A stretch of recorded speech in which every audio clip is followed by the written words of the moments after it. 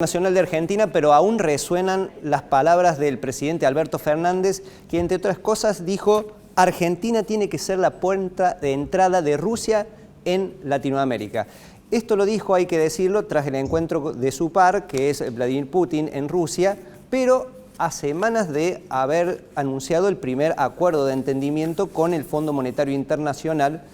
Y recordemos que en este organismo forman parte en el Consejo Directivo Estados Unidos, Japón, China, la Unión Europea, entre varios países. Luego en China dijo: nos sentimos muy identificados con todo el trayecto de la revolución hasta el presente, lo cual ha puesto a China en el lugar central que ocupa en el mundo. Por supuesto, estos dichos han generado rispideces diplomáticas. Por caso, un congresista de Estados Unidos ha manifestado que Argentina ya se ha pasado del lado del partido del régimen comunista.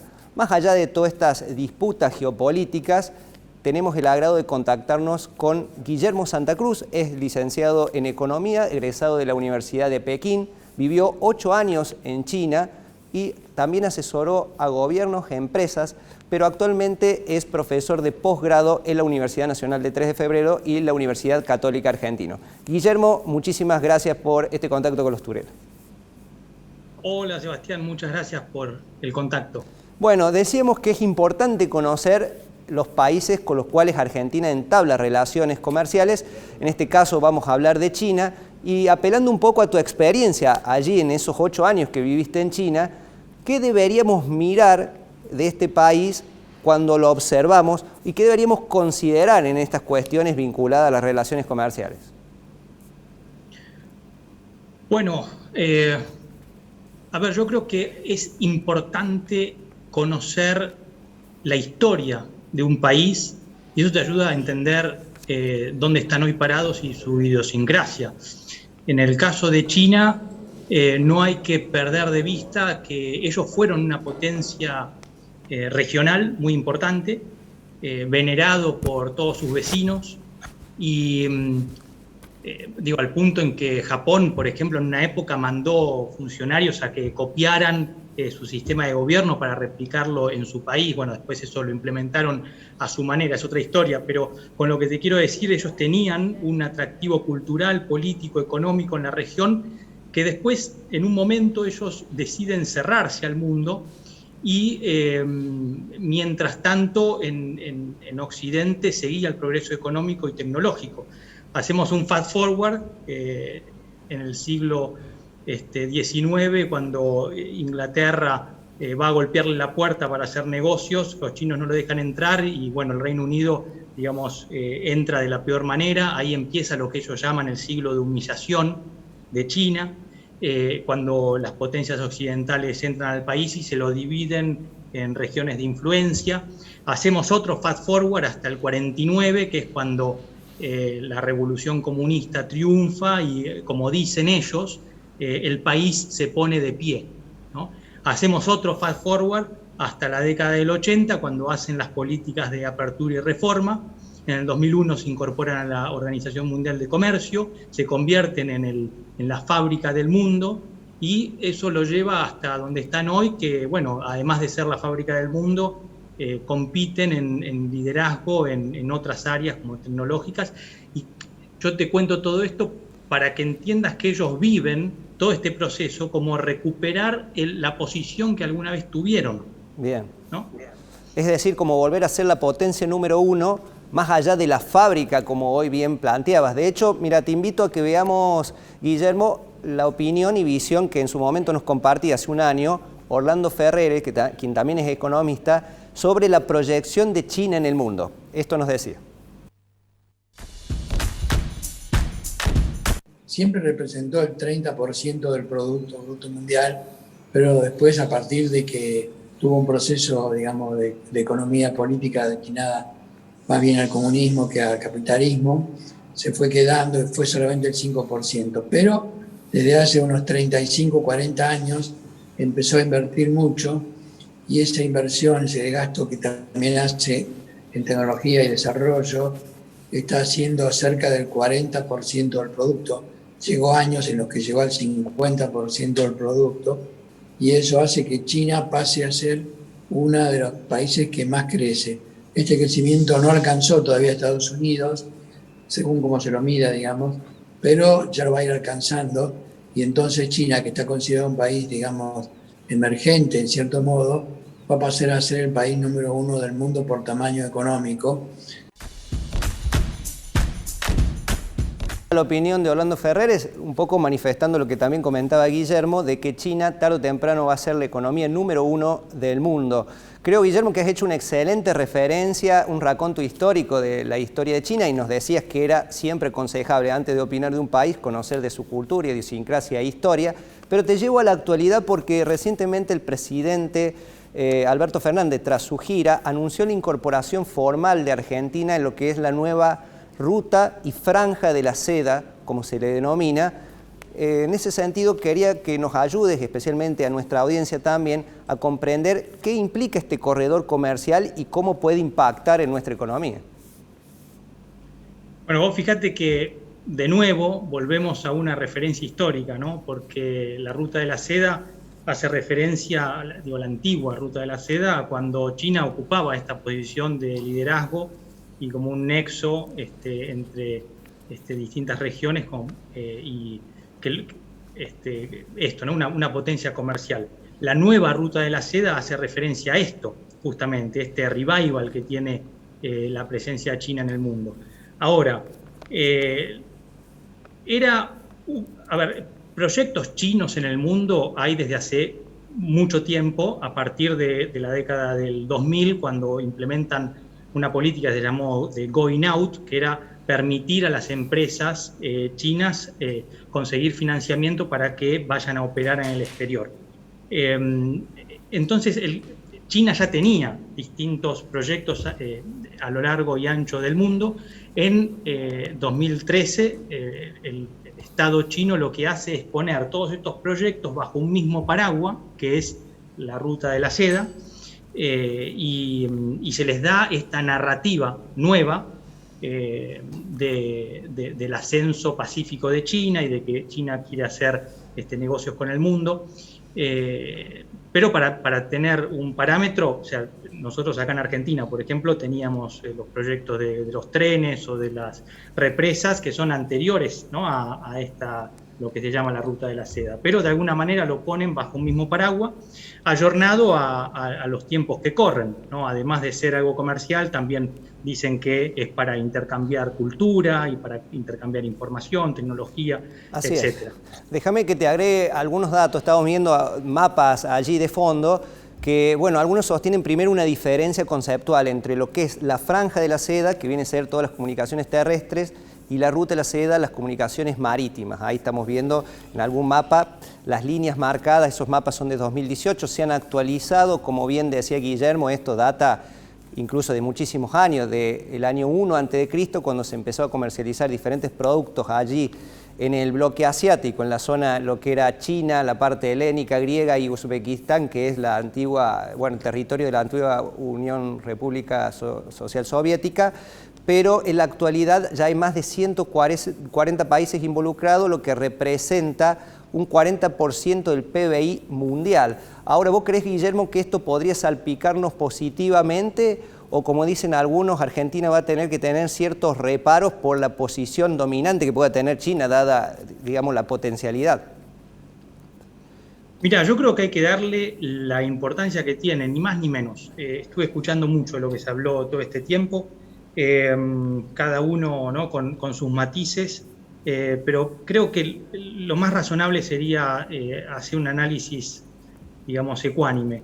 Yo lo veo desde el punto de vista político, esta incorporación argentina a la ruta de la seda es algo que le otorgamos a China, esta convalidación en nuestra región. Digo, Argentina, cuando se sienta a negociar en las mesas de poder internacional, políticamente no tiene músculo, ¿no? para negociar, porque somos, bueno, una economía chica, pero habiendo dicho eso, en nuestra región somos uno de los países más grandes. Entonces eso, de alguna manera, esa convalidación política, a China le sirve. Digo, no es indispensable, pero es algo de, digamos, un gesto de buena voluntad que nosotros extendemos hacia China y le sirve esa convalidación. Después está el punto de vista económico y financiero. Si todo esto en algún momento, como decís vos, va a salpicar en la economía real. Y ahí yo creo que depende más de nosotros que de ellos. Ajá. Porque es una carta de buena intención. Es decir, bueno, en el futuro vamos a trabajar sobre todos estos proyectos, pero bueno, ahora hay que arremangarse y trabajar de verdad. Perfecto. La puerta está abierta. Sí, Guillermo, quería consultarte porque vos hablabas de algunas cuestiones que pueden interesarle a China de Argentina, y en ese sentido, ¿vos creés que podemos pasar de ser, por ejemplo, un exportador de commodities, de granos, por así decirlo, alimentos hacia China, a un exportador de productos ya con valor agregado, es decir, que tengan algún proceso de fabricación adicional? Por supuesto, pero bueno, pero nuevamente depende más de nosotros que de ellos, ¿no? Creo que nosotros tenemos que acomodar algunas cosas macro y micro y desplegar todo nuestro potencial productivo. Claramente es un problema de oferta que tenemos nosotros, ¿no? Así es. Bien, y quería consultarte, ya que vos has asesorado a muchísimas empresas, incluso productores agropecuarios. Recuerdo en algún momento haberte escuchado en una charla en el Instituto Agrotécnico Salesiano, allá en Colonia Viñó, sobre algunas consideraciones a tener en cuenta a la hora de exportar a China. Probablemente algún empresario esté pensando que esta relación a futuro pueda servirle para acercar algún producto o servicio. En tu experiencia, ¿qué debería tener en cuenta este empresario pyme a la hora de pensar en un mercado como China? Bueno, mira, yo a fines didácticos uso un modelo que son las 3P. Las 3P. Que no son las P tradicionales de marketing, son unas P que inventé, pero bueno, a fines didácticos son buenas. A ver. Las 3P son presupuesto, sí, un partner y paciencia. Y bueno, el presupuesto, bueno, esto es algo de lo que explica por qué no vendemos cosas que tengan algún cierto grado de diferenciación, ¿no? Porque exportar a China requiere de un gran esfuerzo, tanto de tiempo como de energía y de dinero.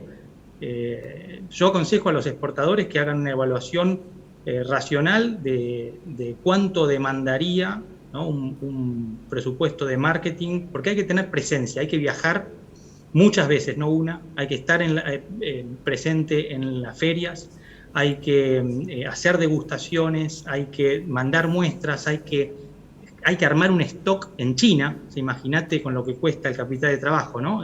claro. Armar un stock en China. Entonces, todas esas cosas son las que hacen que sea más difícil. Ten en cuenta que nosotros decimos, y en muchos casos seguramente sea real, tenemos los mejores productos, ¿no? En calidad, pero todo el mundo dice lo mismo. Y está Europa, Estados Unidos, están todos tratando de vender en China y nosotros tenemos que diferenciarnos. Con el agregado de que ahora también se suman las empresas chinas, que con todo este crecimiento económico cada vez son mejores y cada vez son competidores más temerarios, ¿no? Como por ejemplo en vinos, que tienen un desarrollo increíble. Así es. Me decías presupuesto, decías hay que tener presencia, esa sería la segunda P, estoy pensando, el partner, que es un socio local. Partner. Claro. El partner, sí, porque y esto lo divido en dos. El partner puede ser local, porque como viste es muy costoso hacer negocios con China, entonces recomiendo el asociativismo para diluir de alguna manera todos esos costos. Hay que explorar estas maneras de asociarse con empresas del sector o con empresas afines a nuestro producto.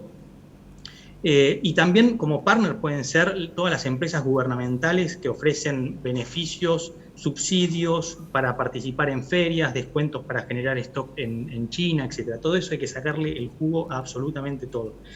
Y lo más importante es el partner local, allá en China. El chino es el que te va a permitir conocer la idiosincrasia, entender cuál es la mejor estrategia de entrada, si te conviene ir a una ciudad grande, a una ciudad chica, cuáles son los pros, cuáles son los contras, etc. Si elegís un buen partner, ahí ya tenés la mitad del trabajo hecho. Mira vos. Y bueno, después la última P sería la paciencia, porque digamos, los chinos son muy buenos negociando. Ellos nacieron prácticamente negociando, son una civilización comercial, ¿no? Entonces, claro. Y pasan cosas muy curiosas, como por ejemplo nosotros vamos a una feria y nos piden la lista de precios y la quieren ya, ¿viste? Y nosotros decimos, wow, qué apurado que está, se la mandamos y seguramente ya cierra el contrato. Ya cerramos el negocio. Le mandamos la lista de precios y desaparecen, ¿viste? Y bueno, y después aparecen al tiempo y parece que la negociación cierra y desaparecen de nuevo. Entonces hay que tener mucha paciencia y hay que tener presencia, hay que estar, hay que ir, te tienen que ver en una feria 1, 2, 3, 4 veces hasta que el negocio se termina cerrando, pero siempre con mucha paciencia. Bueno, excelente, Guillermo, la verdad que de primera estos consejos, aparte más de una persona que ha vivido 8 años allí, se ha formado y ha entablado relaciones comerciales con China. Para cerrar, una línea, lo que sería la importación y compra de productos chinos, que digamos la mayoría de las importaciones acá en Argentina provienen del gigante asiático. ¿Hay algún consejo también extra? Bueno, mira, en China hay de todo, hay todas las calidades, desde, no sé, desde la toalla que se vende en el local más premium de Europa hasta cualquier chuchería que se vende en la calle. Existen todas las calidades y la calidad se paga, ¿no? Entonces, por eso el concepto ese de que en China todo lo de China es barato, eso no es así. Hay un proveedor para cada uno. Y después lo mismo que se le recomienda a las importaciones desde cualquier lugar del mundo, hacer el due diligence, ¿no? Que es el conocer quién es la contraparte, hace cuánto está, la experiencia, etcétera. Para eso podemos contratar servicios de empresas locales que se encargan de inspeccionarla, de controlar la calidad del producto antes de que sea despachado, todo para evitar dolores de cabeza después, ¿no? Y después, bueno, como formas de pago, obviamente, cartas de crédito, no se suele usar mucho, ni acá en Argentina ni allá, obviamente que es la práctica que se recomienda porque lo que elimina el riesgo de cobro y de pago, pero bueno, en China se usa mucho la transferencia bancaria, obviamente no mandar el 100% del dinero, mandar un anticipo y después mandar el resto, etc. Bueno, muchísimas gracias, Guillermo, por compartir tu experiencia. Mi hermana me pide que te despida, pero sin antes mencionar también tu pasado actoral, allí en las producciones argentinas como Chiquititas, Rebelde Way y demás consideraciones, porque ella te ubicaba y me dice, no mencionaste esto al presentar a Guillermo. Bueno, mandale un beso muy grande. Bueno, un beso muy grande y seguro con Guillermo vamos a seguir conversando porque esto parece ser que es una relación que comienza a forjarse y habrá que ver cómo se desarrolla en los próximos años. Muchísimas gracias, Guillermo, nuevamente.